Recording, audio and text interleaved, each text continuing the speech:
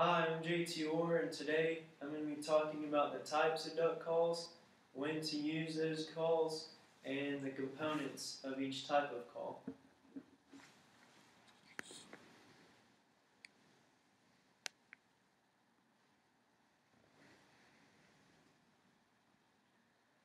To start out, does anybody know anything about duck calls?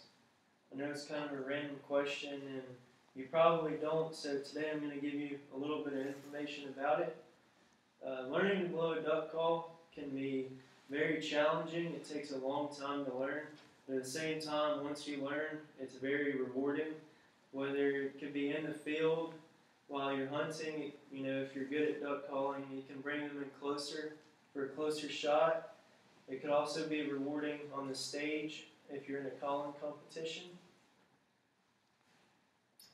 To start out, I'll give you a little demonstration about what a duck call sounds like.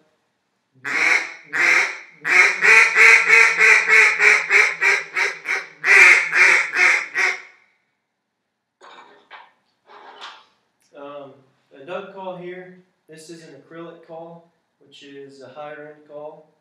It's composed of a reed and a cork, as opposed to a polycarbonate call. It has the same parts. It's a little bit cheaper. This is a polycarbonate, like I said, and the acrylic's a little bit more expensive, but you still have your reed and your cork, and the cork isn't a real cork, it's actually a piece of plastic. You can get the same kind of tones, it's just a little bit cheaper. The acrylics sound a little bit better.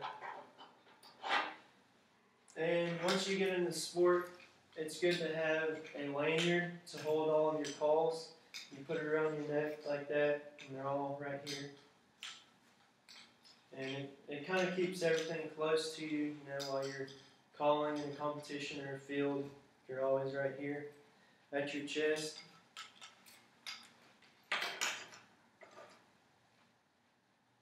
The types of duck calls, like I said, this is a mallard call. Most any ducks will respond to this type of call. And here you have a teal call, which is a lot smaller duck. It sounds like this.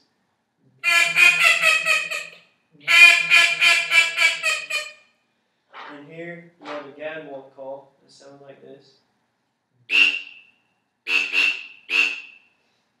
And obviously there's a lot more species I'm not going to be able to cover today, but here's a few of them.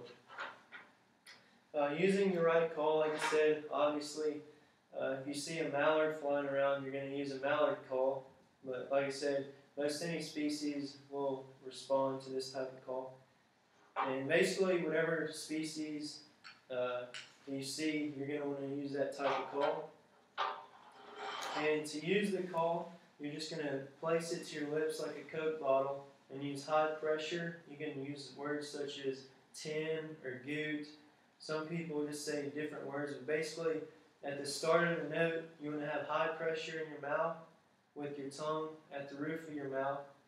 And you want to use short bursts of air, so and at the end of the note, you always want your tongue back to the top of your mouth to get a clean cutoff on the note.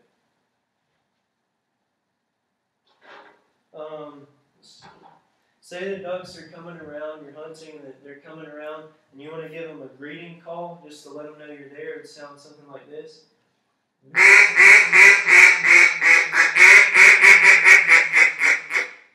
Something like that. That's called a greeting call. And you can also use short quacks that sound like this. And you can also use a hail call, which is a really loud call to get their attention. But most people don't use it. But basically, you're just going to have to practice to get the right tones out of certain calls. And when you hold a duck call, you're going to want to hold it like this right here. You just place it between your index finger and your thumb. And give a wrap around, and you can kind of throw that sound and get different pitches, as you move your hand. That's a little bit of information about duck calls. There's a lot that I'm not going to be able to cover today, but hopefully you'll be able to get into the sport And I encourage you to get a mentor if you do. It'll save you a lot of time and money. And like I said, you're just going to need to practice. Practice is everything. Just stay with it. It takes a lot of time. It can be very frustrating and difficult at times. But stick with it, and you'll be able to definitely learn how to blow a duck call. And I just want to thank you for listening to my speech today, and hopefully you learned a little something.